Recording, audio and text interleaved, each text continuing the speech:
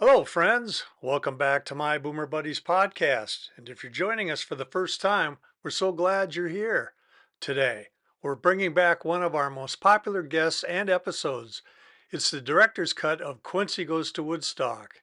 It's a nostalgic tale of a teenager, Quincy Stringham, convincing his dad to go, the amazing experience of being there, the hassle of getting home, and being touted as a semi-hero when he got home. Enjoy.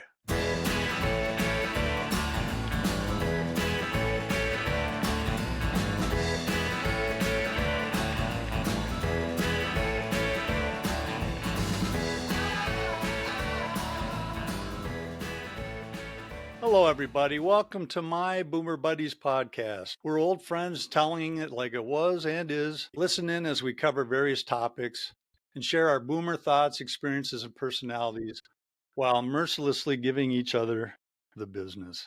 Welcome, Quincy. Tell us a little bit about yourself and maybe how we got to know each other. Hi, Rick. I'm calling you from where I live in downtown Chicago. You see, I'm in the basement of my house. It was built in 1886 with all the problems that come with that and all the good things that come with that. So I know it looks like I'm in the bowels of the Titanic, but it's really just my basement man cave.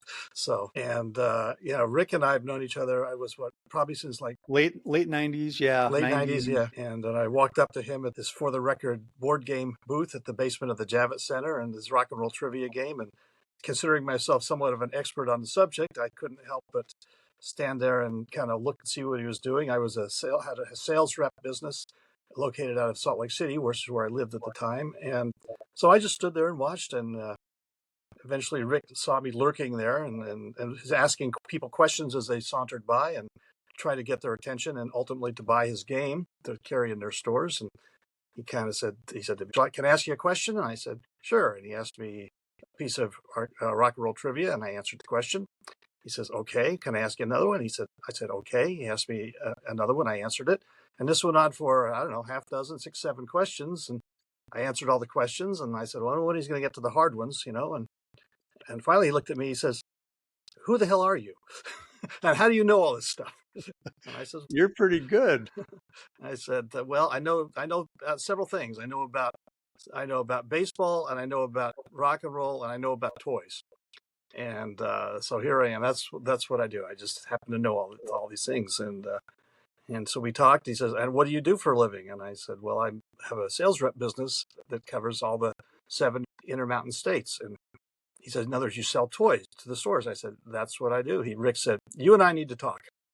So we talked, and I ended up coming on board and selling his game in our firm and around those big square states out west that people back east don't think anybody actually lives in, but people actually do live there, and they bought his game.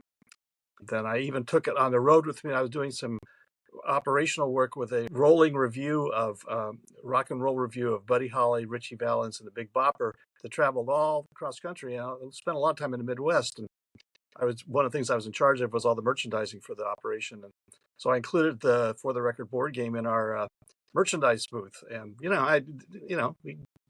we'd sell, reasonable amount. And every time we came through Minnesota every year, and Rick and Sharon would drive over to, St. Cloud, and resupply me with that. So there was free shipping. So bring him over to the trunk of his car in the middle of January. Say, And here you go. And we'd get to watch the show, the Winter Dance Party. And we let you in free, I'm sure, right? I hope. Absolutely. And we helped you at the table a little bit too. Yeah, that's right. To try to, move some games. So yeah, so we've had and we've just stayed in touch. That was between 2000 and 2008.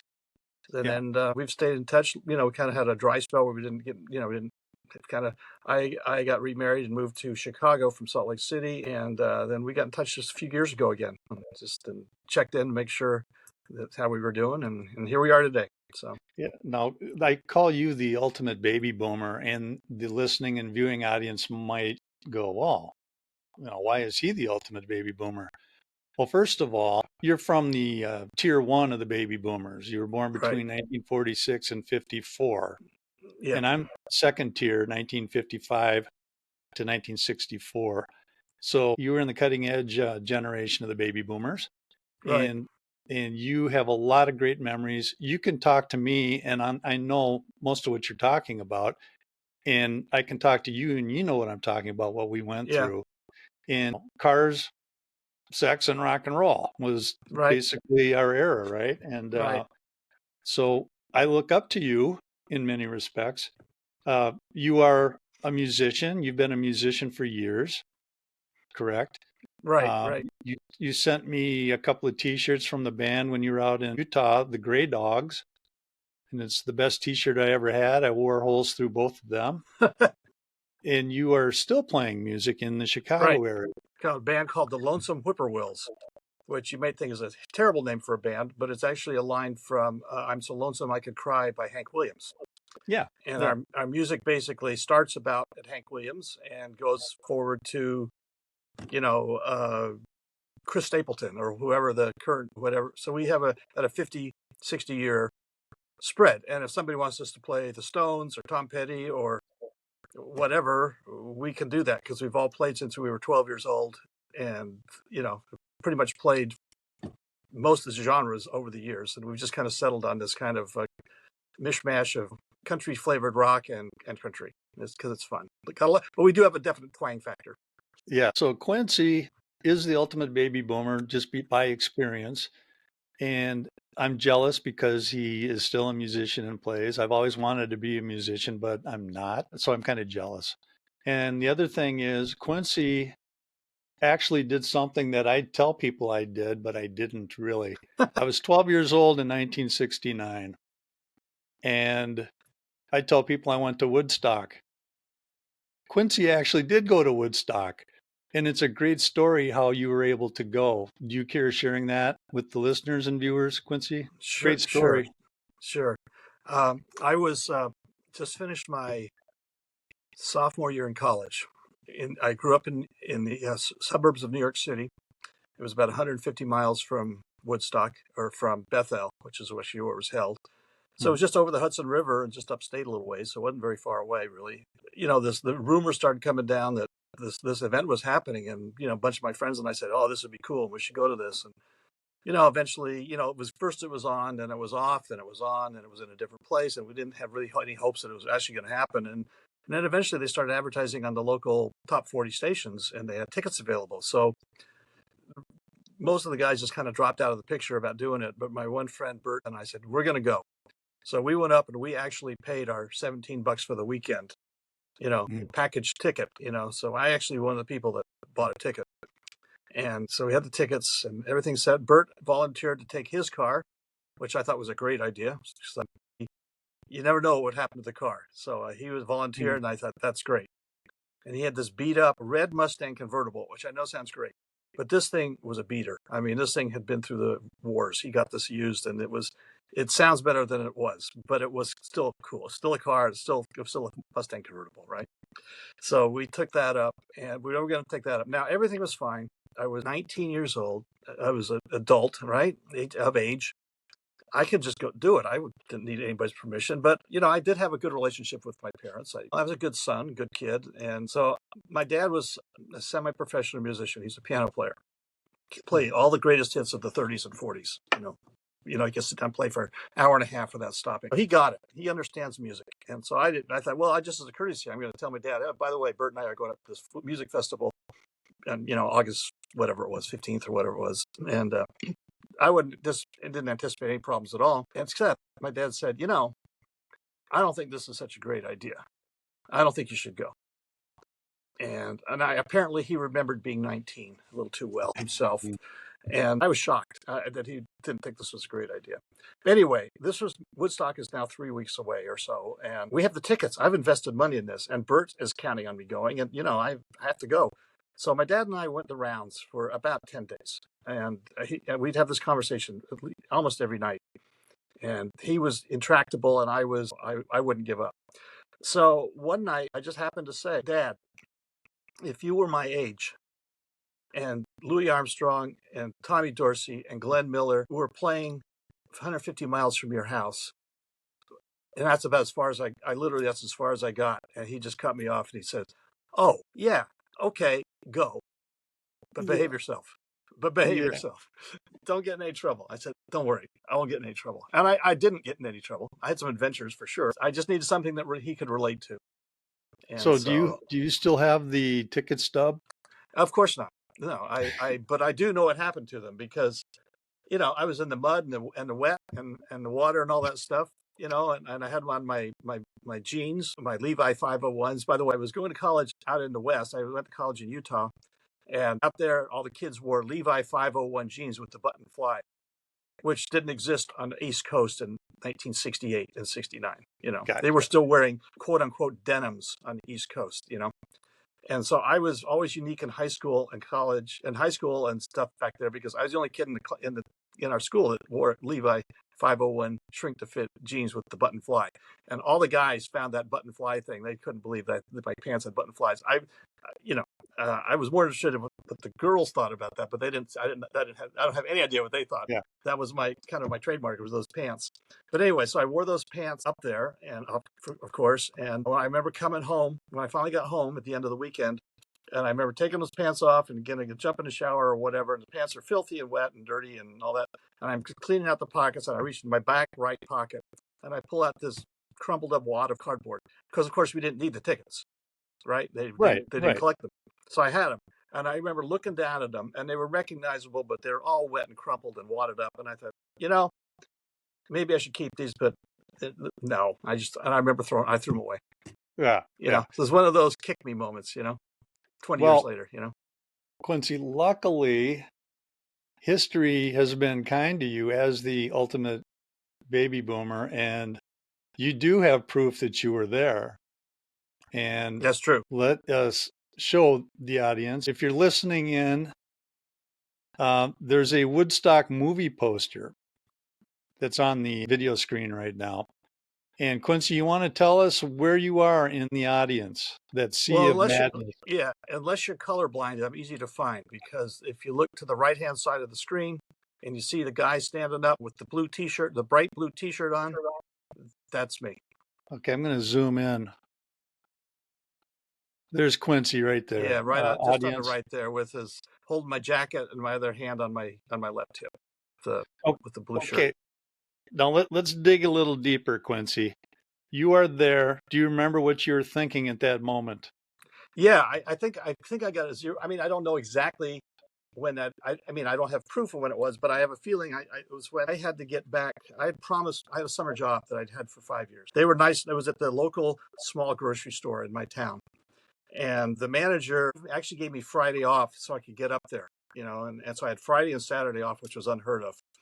And of course, all the stores are closed on Sunday in those days, so that wasn't an issue. But I promised him that I would be back to work at 8 o'clock on Monday morning to load the produce off the streets of New York and set up the produce department with Frankie and Johnny, the two produce guys.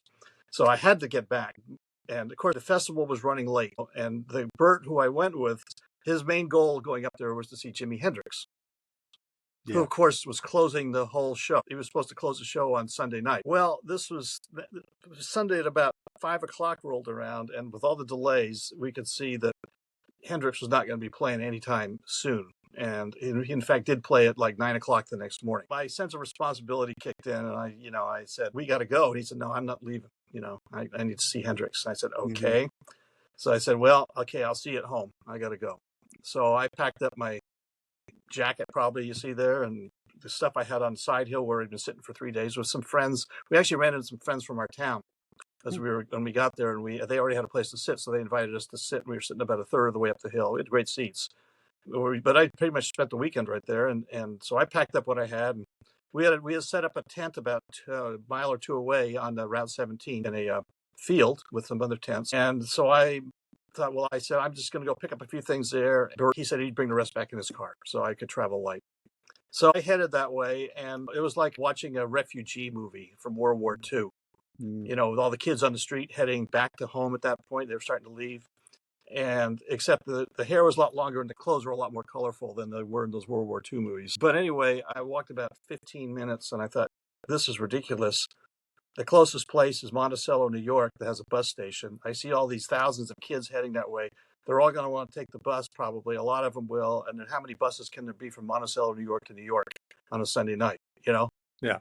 So the chances of me actually getting out of here on my own is slim and none. So I thought, I guess I'm screwed. So I turned around, went back to the hillside, and then it took me about 15 minutes to figure out where the heck I'd been sitting because it, came in from a little different angle. And I think that's when to answer your question in a long way.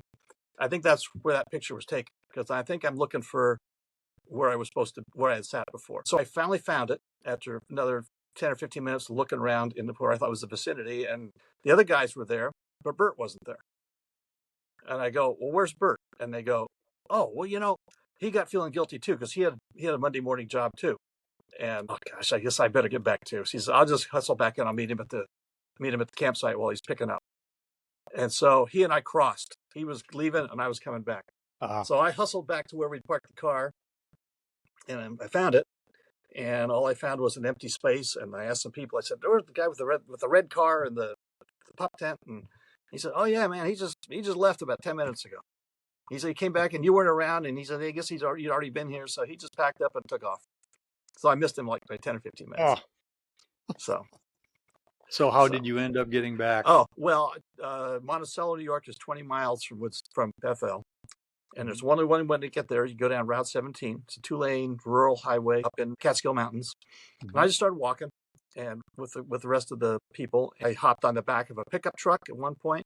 I hopped on the back of like a '57 Chrysler with the huge fins. Remember those? Yeah. And which you could hang on to. And I sat on the trunk and hung on for dear life onto these fins. And the thing's only going 10 miles an hour, so it wasn't that difficult. So I did get a ride part of the way, but I walked most of the way. And I rolled into Monticello at about 12 o'clock at night, and I found the bus station. And I thought, well, this is going to be like, a refugee center, and I'll just stay here for 3 days till I can get a bus. And I'll be damned. I walked in, walked up, found a ticket thing, and got in line, got a ticket. They said, "Oh yeah, there's a bus leaving at 3 a.m." I said, "You're kidding me." And so I bought a ticket. I couldn't believe it. I got a ticket to New York at 3 a.m. on this bus. And so I jumped in the bus, proceeded to fall asleep, I think, and woke up at the Port Authority bus terminal in Manhattan and had to get over to Grand Central to catch the train up to my town, about 20 miles north of New York City. And that's the first time I realized that this was a big event because there was no newspapers. We didn't have telephones that we called. We'd hear an occasional announcement that we're in the news and this is like we're the the second biggest city in New York or whatever it was, but we weren't really paying that much attention to that. Didn't know it was a historical event. But I got in the cab, with my duffel bag and my looking like I'd been drugged through the mud, which I had been. And the guy goes, "Oh man, you've been at Woodstock?" And I go, "Yeah." He goes, "Oh man, tell me all about it, man." He's a younger guy. He was all excited. He wanted to know all about it. I go, "Yeah, I was up there listening to a lot of music, kind of rain, and we had a great time."